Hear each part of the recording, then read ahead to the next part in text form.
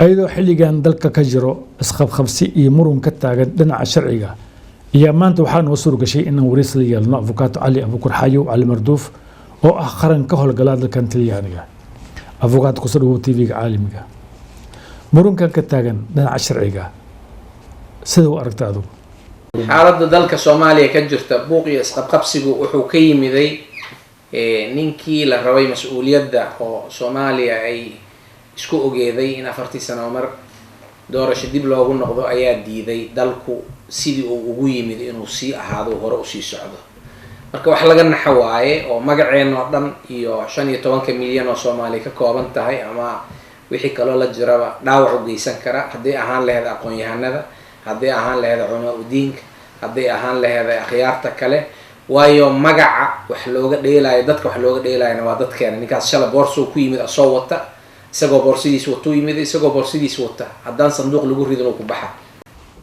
saadaashada waa sidii avocato waa wax laga naxo laakiin saadaashaydu waxay u muuqataa powerka awoodu la iskuma hadiya la isuma siiyo marka laga reebo dadka magaala madaxda Soomaaliya degan oo qabiil kasto Soomaaliyeed leh oo ay wax u kala reeban yihiin waxaan Soomaali xasuusinayaa xasuusta aad ay u yartahay dadka qaarkood in Maxamed Cabdullaahi Farmaajo uusan ku guuleysan ee loo tanasulay tartankii saddexaad markuu maraayo isagoon weli guuleysan ayaa loo tanasulay waxaan rabaa Soomaali inay xasuusato arrintaas waayo qofku waa fududaha casarkii qofka dhintay cishihiinima ku sharaf sheegtaa leeyahay anaa habaaray faashile waa fududaha sidaa darteed dadka raba maanta inay Farmaajo waqti ku dhumiyaan waa nin loo tanasulay isagoon weli guuleysan ee layri lagu sii celimaayo tartankii afaraad sareebkii afaraad maadaama aad xoogaa iga horeyso sidaa darteed waa ku tanasulay dadka magaalada Xamar ku nool qabiilkay doonaan ha noqdaan waa Soomaali laakiin waa dad sabar badan oo waajib saaran yahay oo dushooda lagu nool yahay oo cashuurtooda lagu nool yahay oo iyaga la dilo oo wax ku ah Soomaali inay u noqdaan salki ay isugu imaan laheeday waxaan ka codsanayaa marka ragga mas'uuliyiinta ah iyo dumarka oo hadda ku khasban inay qorad dib u qaataan inaysan ku dhicin khaladkii hore loo galay 1990kii maxaa Cabdullaahi Farmaajo mariixaan ma aha maxaa Cabdullaahi Farmaajo daarood ma aha maxaa Cabdullaahi Farmaajo Soomaali ma aha maxaa Cabdullaahi Farmaajo nin kursigaas rabo waaye oo cid kasto qabiilkiisa ha noqoto in adeertii ha noqoto walaashii ha noqoto ku haysata aanu ogoleen avocato waxaan ku qabnaa in warqad aad u qortay safaaradda Turkiga warqadaas aad u qortay safaaradda Turkiga maxay ahayd ujeedadeeda ujeedadoodu waxay ahayd cadawga ummadda Soomaaliyeed oo ugu horeeyo Maxamed Cabdullaahi Farmaajo oo raba meeshii Soomaali ka timid inuu u celiyo Ilaahay waa naga qaban karaa haddii uu asagu isqaban waayeen waxaan diidayay sharafta iyo abaalka dawladda Turkiga ay Soomaaliya u gashay inaan lagu khaldin gacanta ay siinayaan Maxamed Cabdullaahi Farmaajo Turkiga waa ka jawaabay waayo waxay dhaheen anagu Maxamed Cabdullaahi Farmaajo ma dooran ninkaad idinku xil ku dhiibateen Soomaaliya dadtiina haddaan wax idinku soo dhiibno umada kale waxa idin diideen hana eedina haddii ninkaad idinku doorateen idinku halaabay eed anagu ma lihin waana run ujeedadoodu waxay ahayd welina waa wadaa xataa haddii loo arko dadka mas'uuliyiinta ah dawladda Turkiga inay dawladnimo iyadoo naga raadinaysa ay taageerayso Maxamed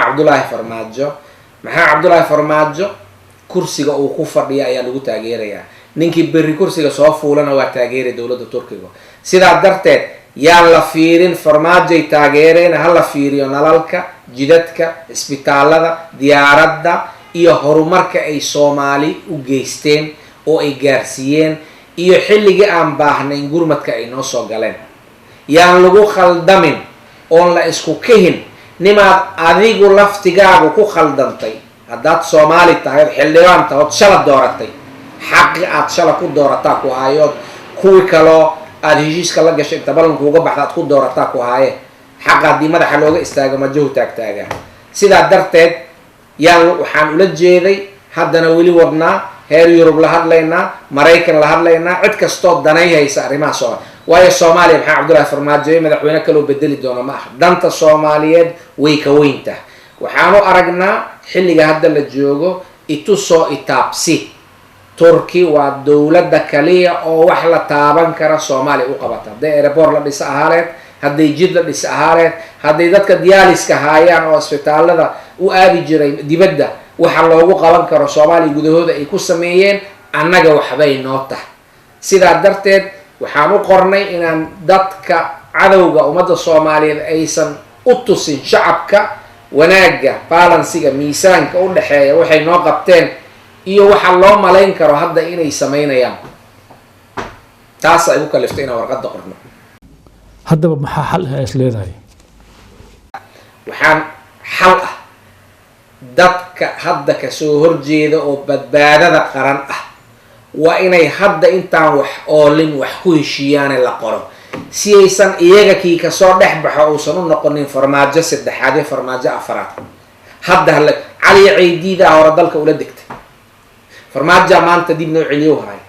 si looga hor tago meesha haddii waxyaalaan oo kanu baxo ama la bixiyo ama ilaah oofsado.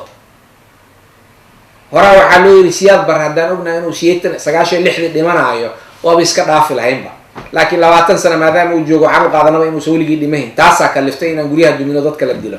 hadda farmaajo waa baxa, saa dembi qaran ayuu galay. waxaan ula jeedaa xabsiyaa la geeyahaa, xukunka uu leeyahy oo ah khiyaano qaran ayaa lagu qaarijinaya, la marsiinayaa. waana qodob dastuur ku qoran, xeerka ciqaabta ku qoran, isaguna uu saxiixo kitaabka ku dhaartay inuu dhowri doono. marka uma baahno canjalkii 19 oo Febraayo iyo 12 Abriil ayaa ku filan maxamed cabdullaahi farmaajo dembiga u galay. waxaan leeyahay maxamed cabdullaahi farmaajo waxa waaye afkaygu ma karo saa madaxweyne waa ahaan jiray, hadda ma ah. sidaa darteed waxaa xal ah in go-aan hadda wax la isku ogyahay meel kasta la isugu tago, dadka xamar jooga oo ama hawiye leh ama wixii kaloo la jooga leh ama soomaali kale leh oo xamar ku nool maanta oo la rabo dhibkuna gaarayo, hantidoona ay ku baxayso, dhiigoodana u huraaya inay xamar ka xureeyaan cadowga saddexaad afaraad oo yimiday. waa inay la heshiiyaan soomaali inteeda kale hadda intuu dhib yahay ee wax la isku ogaadaa, si magaaladanuna ay xaqeeda u hesho, ummadda soomaaliyeedna xaqa qeybta ay ku leeda u hesho, waajibka lagu leeyahana ay uga qeyb qaadato. waayo xaqu waajibaa la socda. xaq aan waajib lahayn xaq ma ah, waajibaan xaq lahaynna xaq ma ah, waajib ma ah. sidaa darteed balansi waayo. qofku waa inuu shaqeeya asuu mushaar u qaato. hadduusan shaqayn mushaar ma lah, waana tuugsan karaa, waana dhici karaa. sharcigii ahaa 17 September maxaa loo xalin waayey? waxaa loo fulin waayey waxa waaye sacnaas adag iyo weerta maxaa kulmiya.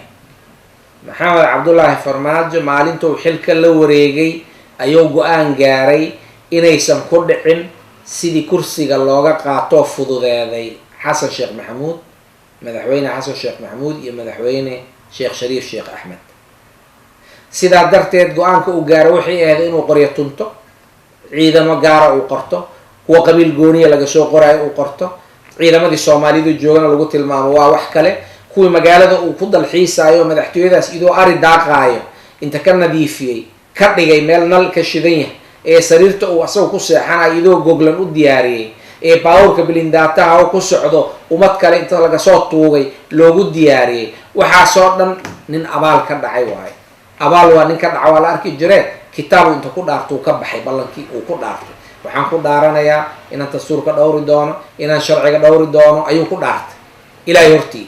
isaga calooshiisa wixii raba ku jiraane tiyaa haysato maanta xabsi geynaysa. saa qofku sharciga waa loo siman yahay.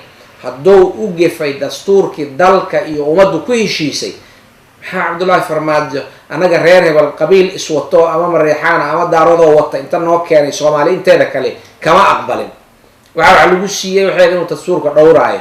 maxkamad kalena uma baahnay, waxaa ku filan hadalladuu sheegi jiro asagu duubay markuu candidateka ahaa ou sharaxnaa, wixii uu yiri le miiska u saarid u baahan bes intaasaa ku filan. odayaan ahaa baa hortaa gadaal ka raaca, muxuu kororsigu waa xaaraan, waa run waa xaaraan, markhaatiyankaagana waa halka sheeyan oon kugu raacsanna. marka xalku wuxuu ku jiraa ma aha kaliya in farmaajo la baxsho, wuxuu ku jiraa farmaajo in la bixiha shaki kuma jiro, laakiin waa in hadda wax lagu heshiiyaa. haddii kale berrito meeshii kasoo bilaabay naqee meel kasii fogay tege. sidaa darteed xaqa magaaladan oo ay leedahan waa in hadda meel la saaraa intay dhib tahay aysan dheef ahayn. dheefta hadday timaado qolo walba waxaa waaye waxbay lasoo baxaysaa. hadda ciddi diyaara miiskaa lasoo fadhiisto, sida aan wejigeena iyo magaceenna iyo sharafteenna aan diyaar u nahay inaan miiska soo saarno, warqadaha u qorayna asagoo kursiga saaran, dowladaha ugu qorayn oon leenahay xaqa ummadda Soomaaliyeed nin ma laha. dembi waa galnay, waxaan ka galnay markaan farmaajo doorna waa ku khaldamnay, ma khaldama waa ilaahay. haddaan aragnay, hadda dembigayaanaan gelin, inaan bixino waayo, inaan qabiil loo dilin waayo. walaashii waxay xaq u leedahay, waa qof Soomaaliya, inaan qabiilka dulmiga wato dadka loo dilaayo laga hortago. dowladnimaan rabnaa, ma rabno qabiilku waa taargo, waa simbol, waa magac, wax kale ma ah. waa laga gudbay qof Soomaaliya in qabiil waa waxay tarta iyo dhibkay keeni kartaa waa aragno. qaanuunku ha taliyo iyo waxa macquulka ah. odayaasha Soomaaliyeed oo dhaqanka iyo culummada diinka iyo nimanka dowladaha dowlad goboleedyada madaxda ka ah iyo nimanka hadda mucaaradka oo raba inay dhiigooda geliyaan oo ama in iyaga la dilo ama la xiro ama ay wax dilaan, wax kale oo u dhaxeeya ma jiraan. laakiin khalad ha gelinino, yaan loo dilin dad kale oo aan shaqo ku lahayn oo madaxweynaha ku qabiilta. maya, waxaan rabna waa qaran, yaan la gelin dakana qabiil, ha laga hortago. xalku waa kaas. wareysigan la yeeshay avocado cali abukar xayow cali marduuf waaniga intaa. wareysigan waxaa qaaday anigu maxamed roberto tv-ga caalamiga universal ee magaalada Roma. waxaan leenahay ramadaan kariim. asalaamu calaykum waraxmatullaahi wabarakaatuh.